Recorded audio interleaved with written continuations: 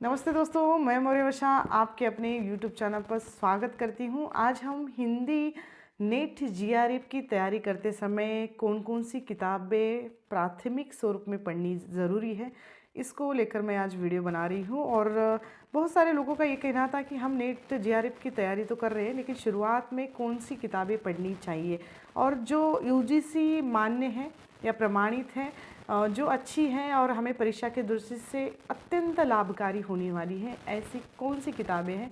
तो मेरे पास जितनी भी किताबें हैं, मैं जब तक वो किताबें पढ़ती नहीं हूँ तब तक दूसरों को नहीं बताती कि कौन सी किताबें अच्छी हैं। मैं किसी पब्लिशन का यहाँ प्रमोशन भी नहीं कर रही हूँ या आपको ये भी नहीं कह रही हूँ कि यही किताबें लेनी आवश्यक है, लेकिन मैंने जो खरीदी हैं और ख़ुद मैंने जो पढ़ी हैं वो किताबें जो जो अच्छी लगी हैं वही किताबें मैंने देने का प्रयास किया है। हालांकि मेरे पास बहुत सारी किताबें हैं और जो किताबें मुझे अच्छी नहीं लगी वो किताबें मैं आप लोगों को बताऊंगी भी नहीं। जो अच्छी लगी है वही किताबें मैं आपको प्राथमिक रूप में बता रही हूँ।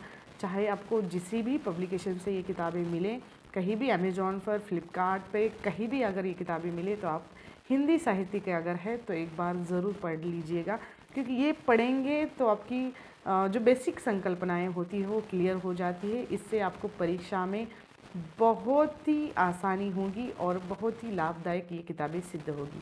तो किताबें पढ़ते समय पहली एक किताब जो मैं रिकमेंडेड करती हूँ और बहुत सारे लोग भी ये कहते हैं, हिंदी साहित्य के विद्वान, कि रामचंद्र शुक्ल का इतिहास बहुत ही प्रमाणित है और यूजीसी भी इसी प्रमाणित किताब को आधार बनाकर प्रश्न पत्र बनाती है। तो हिंदी साहित्य के अंतर्गत आने वाला जो हिंदी का पहला इतिहास जो हिंदी में लिखा गया, हिंदी साहित्य का इतिहास, रामचंद्र शुक्ल, आचार्य रामचंद्र शुक्ल की ये किताब आप कहीं से भी किसी भी पब्लिकेशन से लीजिए। मैंने ये पेपर बैग्स में साहित्य रत्नाकर कानपुर से ये किताब खरीदी थी। पेपर बैग्स में है, हार्ड बाउंड में भी ये किताब मिल जाती है, कहीं पर भी मिल जाती है, लेकिन संशोधित जो संस्करण है और जो नया संस्करण है वो आप किताब लीजिए, बहुत ही अच्छा रहेगा। और कुछ लोग कहते हैं कि पुराने संस्करण बहुत अच्छे हैं और नए संस्करण में बहुत सारी त्रुटियां हैं, ऐसा मानना है। लेकिन मेरा मानना है कि जो नए संस्करण है इसमें संशोधन परक जानकारी बहुत ज़्यादा है।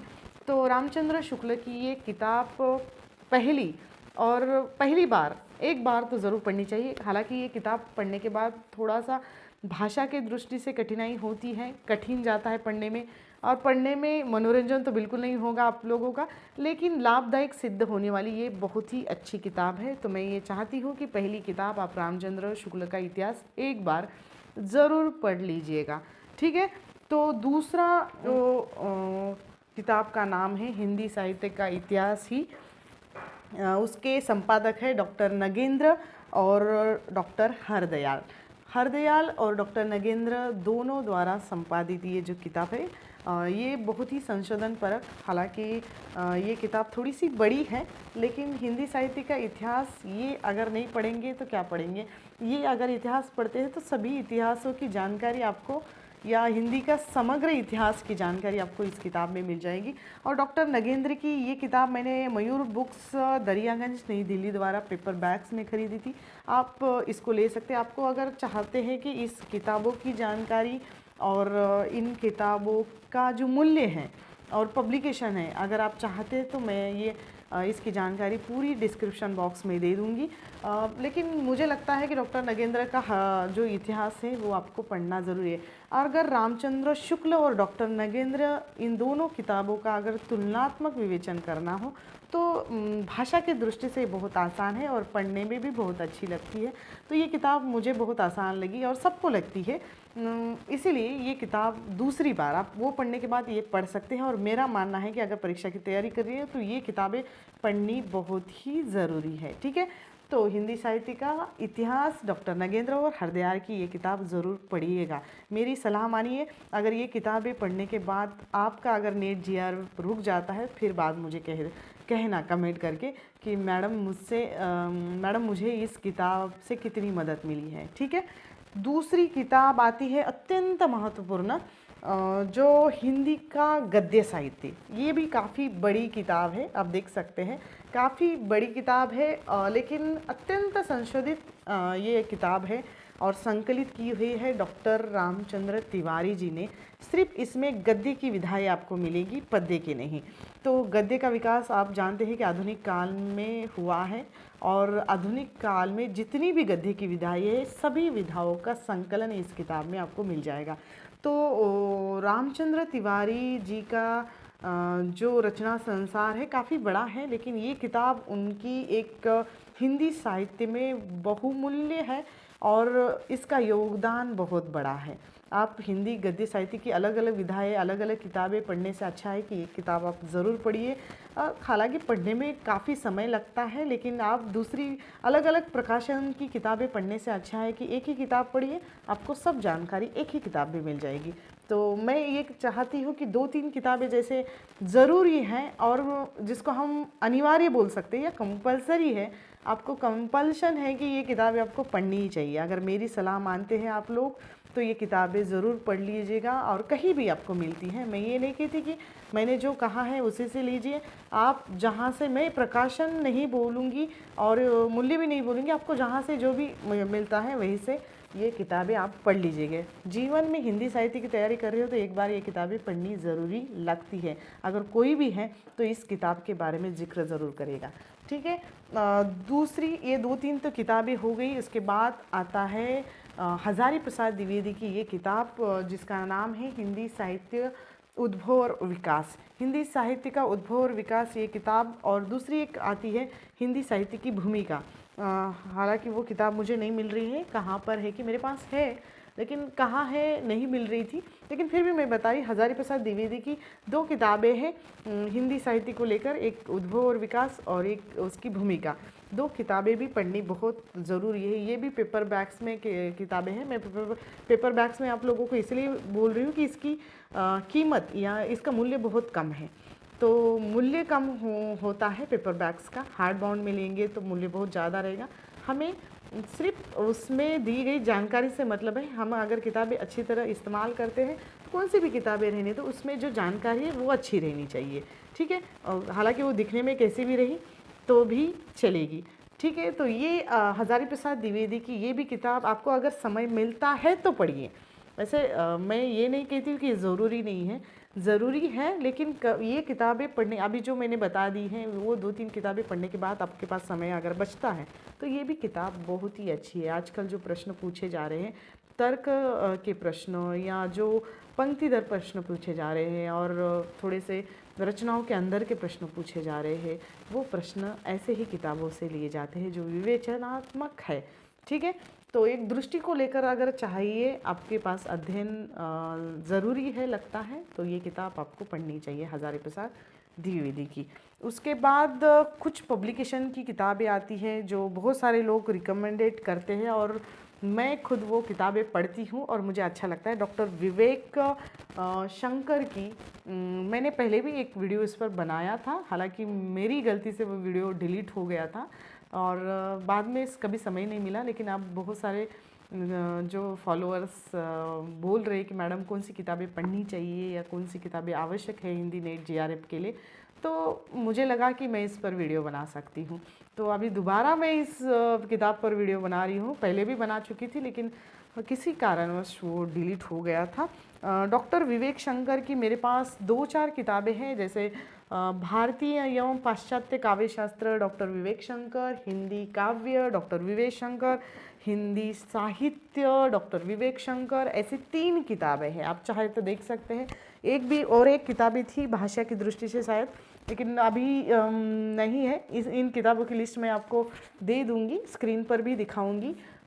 हिंदी में अगर कोई संकलनात्मक अगर साहित्य मिलता है या किसी किताब में मिलता है तो एक एक विधा पर उन्होंने अच्छे अच्छे खंड निकाले हैं। प्रथम खंड का हिंदी काव्य, हिंदी साहित्य, भारतीय एवं पाश्चात्य काव्य शास्त्र, और आप देख सकते हैं कि किताब इसमें बहुत ही वस्तुनिष्ठ तरीके से बहुत ही संशोधित जानकारी और संकलनात्मक जानकारी इन किताबों में मिल जाती है और बहुत ही बारीकी से जानकारी दी गई है। इन किताबों का अगर अध्ययन करते हैं तो कोई दूसरा मटेरियल पढ़ने की ज़रूरत ही नहीं है। आप इधर उधर घूमते कि मेरे पास मटेरियल नहीं है, बहुत कम मटेरियल है, बहुत सारा सामग्री एकत्रित करते रहते हैं और कहते हैं कि हमारा नीट जीआरएफ नहीं निकल रहा है।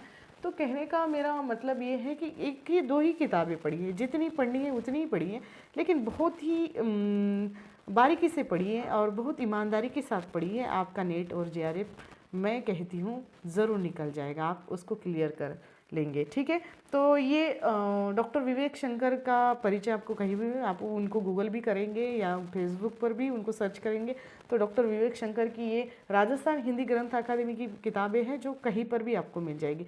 अब मैं ये आपको नहीं कहूँगी कि ये किताबें लेना ही ज़रूरी है, लेकिन इन किताबों की उपयोगिता हिंदी नेट जीआरएफ में बहुत ही आवश्यक है और ख़ुद मैंने पढ़ी है, इसलिए मैं आप लोगों को बता रही हूँ। आप चाहे तो इसको ले सकते हैं, नहीं तो आपको जो पब्लिकेशन अच्छा लगा पब्लिकेशनों की किताबें आप पढ़ सकते हो। तो ये 2-3 किताबें, यानी मैंने 2-3 इसलिए कहा कि अलग अलग विधा को लेकर ये किताबें आती हैं। और उसके बाद अगर व्याकरण की तैयारी कर रहे हैं या जो टीजीटी पीजीटी की अगर तैयारी कर रहे हैं, बहुत सारे लोग बोलते हैं कि व्याकरण की दृष्टि से कौन सी किताबें अच्छी, थोड़ी सी क्लिष्ट जाती है, लेकिन व्याकरण का जो मूल रूप या बहुत ही अच्छा स्वरूप कहीं मिलता है। व्याकरण की दृष्टि से अगर हिंदी व्याकरण कामता प्रसाद गुरु की ये जो किताब है हिंदी व्याकरण नामक, मुझे प्रकाशन संस्थान यहाँ पर दिया गया है, लेकिन मैं आपको रिकमेंडेड नहीं करूँगी। आपको अगर अच्छा लगे तो लेना। प्रकाशन संस्थान नई दिल्ली से ये किताब है, आप चाहे तो ले सकते हैं, लेकिन व्याकरण की दृष्टि से ये किताब मुझे बहुत अच्छी लगी। मैंने 2-3 किताबें वैसे ख़रीदी थी व्याकरण की दृष्टि से, लेकिन ये किताब पढ़ने के बाद तो जो हमारी बेसिक संकल्पनाएं हैं वो क्लियर हो जाती हैं। मन में बहुत सारे डाउट्स होते हैं, वो डाउट्स भी क्लियर हो जाते हैं। तो ये किताब मैं चाहती हूँ कि व्याकरण के लिए कामता प्रसाद गुरु की ये किताब आपको पढ़नी चाहिए। ठीक है, अब बहुत सारी पब्लिकेशन की किताबें आती है, जैसे आप कहेंगे कि प्रतियोगिता साहित्य की, अरिहंत की भी मेरे पास किताब है। लेकिन सबसे अच्छा ये जो संशोधित किताब है मुझे मिली थी चंदन दुबे की, दिल्ली से ही प्रकाशित है ये किताब, यूजीसी नेट जीआरएफ से संबंधित।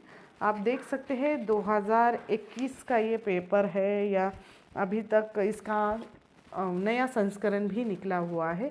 हिंदी भाषा एवं साहित्य नामक एक दूसरे पेपर के लिए बनाई गई ये किताब बहुत ही अच्छी है। लगभग हमारे नेट के पाठ्यक्रम में जितने भी इकाइयाँ रखी गई है 10 इकाइयों की महत्वपूर्ण सामग्री आपको इस किताब में मिल जाएगी, और बहुत ही संशोधन करके, और बहुत ही अच्छी किताब जो इस आने वाले परीक्षाओं की दृष्टि से लाभदायक हो सकती है। तो मुझे ये किताब बहुत अच्छी लगी चंदन दुबे की। वैसे चंदन दुबे जी की ये किताब मैंने पढ़ी है, और पढ़ने के बाद ही आपको बोल रही हूँ, क्योंकि मैंने 2021 का ये संस्करण लिया था, और तब से 2 साल ये किताब पढ़ने के लिए लगे मुझे। एक ही किताब पढ़ने के लिए नहीं, लेकिन मुझे समय नहीं मिला इस किताब को पढ़ने के लिए। लेकिन जब मैंने पढ़ा, और हाल ही में अब मुझे लगा कि इस पर वीडियो बनाना चाहिए, तो मैंने बनाया। तो हिंदी साहित्य एवं जो भाषा एवं साहित्य की ये जो किताब यूजीसी नेट से जीआरएफ को ध्यान में रखकर निकाली गई ये पब्लिकेशन की किताब है, और चंदन दुबे द्वारा लिखित ये किताबें हैं। चाहे तो आप इसको भी ले सकते हैं, लेकिन ये ऑप्शनल है। ठीक है, ये ऑप्शनल है। मैं आपको रिकमेंडेड क्या कर रही हूँ, आप ध्यान से सुनिए। पहले बेसिक हमारी हिंदी साहित्य की, इतिहास की किताबें पढ़िए। जो हिंदी इतिहास की किताबें पढ़ते हैं तो उसके बाद ये किताबें आपको नोट स्वरूप में मिल जाती हैं, तो ये किताबें बाद में पढ़िएगा, लेकिन पहले इन किताबों को पढ़ना मुझे बहुत ही आवश्यक लगता है। तो आप उन किताबों को पहले पढ़िए, बाद में ऐसी किताबें आप पढ़ सकते हैं। वस्तुनिष्ठ आप पढ़ के कुछ फ़ायदा नहीं है। आजकल तो वस्तुनिष्ठ प्रश्न पूछे जा रहे हैं, लेकिन वो भी थेराटिकल है, वस्तुनिष्ठ नहीं है कि इसका रचनाकाल क्या है, इन रचना के लेखक कौन है, ऐसे प्रश्न नहीं पूछे जा रहे। पंक्तियाँ पूछी जा रही है, कथन पूछे जा रहे हैं, उनमें कौन से भाव है, कौन से विषय हैं, किस उपन्यास का ये पात्र है, उसने किसने किसको कहा, ऐसे प्रश्न पूछे जा रहे हैं। तो ऐसे प्रश्नों के उत्तर तो आपको वस्तुनिष्ठ प्रश्नों में नहीं मिलेंगे, आपको ऐसे थेरोटिकल ही किताबें पढ़नी पड़ेगी, तभी आप नेट और जीआरएफ की सफलता बहुत ही जल्दी और आसानी से जो क्लियर कर पाएंगे। तो मेरा मानना है कि ये कुछ किताबें जो मेरे पास हैं और मैंने हमेशा इन किताबों का सहारा लेकर ही नोट्स बनाए हैं। बहुत सारे किताबें हैं, जैसे मैंने कबीर ग्रंथावली भी ली थी, या सूरदास का एक किताब भी ली थी, या बहुत सारे ऐसी किताबें हैं जो मेरे पास अभी भी हैं। हाल ही में मैंने जो मैं हार गई इस किताब पर वीडियो बना रही हूँ। झूठा सच, मैं मूल किताबें पढ़े बिना वीडियो ही नहीं बनाती हूँ। जैसे झूठा सच है, या आने वाले समय में ये मेरी तिब्बत यात्रा, इन किताबों पर भी मेरे वीडियो आएंगे। लेकिन मैं इन किताबों को अभी हाल ही में पढ़ रही हूँ, अभी पढ़ना नहीं हुआ है तो वीडियो नहीं आए हैं। मैं जैसे खुद पढ़ती हूँ फिर बाद में इस पर वीडियो बनाती हूँ, ऐसा ही किसी का सुन के, किसी का देख के वीडियो नहीं बनाती। तो मुझे समय लगता है वीडियो बनाने के लिए। आप जानते हैं, एक किताब पढ़ने के लिए अभी इतनी किताब है। झूठा सच, ये जो उपन्यास है, आप देखेंगे कि ये उपन्यास काफ़ी बड़ा है, 2 भागों में है, 1 और 2, और 2 भागों की इतनी बड़ी बड़ी किताबें पढ़ने के लिए मुझे समय तो चाहिए। और इन किताबों को पढ़ने के बाद ही मैं एक 15 मिनट का या 20 मिनट का वीडियो बनाती हूँ। तो इतने किताब को शॉर्ट करना बहुत आसान नहीं होता। आप समझ सकते हैं एक किताब पढ़ने के लिए कितना समय जाता है और एक वीडियो देखने के लिए कितना समय जाता है। तो ये पढ़कर मैं वीडियो बनाती हूँ, ऐसा ही कहीं से कुछ मटेरियल लेके, कहीं से सुन के नहीं बनाती। तो समय ज़रूर लगता है, लेकिन खुद की जो किताब खरीद कर उस पर वीडियो बनाया जाता है। तो मैं इसलिए आपको कह रही हूँ कि मुझे ये किताबें बहुत अच्छी लगी। आपको शायद ये मेरा जो वीडियो दिखाना या किताबें दिखाना अगर पसंद आए तो वीडियो को लाइक, शेयर और सब्सक्राइब किए बिना रहना नहीं है। और चाहे तो आप अपने दोस्तों के साथ शेयर भी कर सकते हो, क्योंकि मैं कभी बोलती नहीं हूँ, लेकिन आज मुझे लगा कि ये महत्वपूर्ण है और आप इसको कर सकते हो। आपको ये पसंद आए तो आप आगे इसको ज़रूर फॉरवर्ड कीजिए। और आने वाले समय में मैं इन पर वीडियो बना रही हूँ, तो आप चाहे तो उसको देख सकते हैं। ठीक है, तो जल्द मिलते हैं एक नए वीडियो में एक नए विषय के साथ। तब तक के लिए धन्यवाद।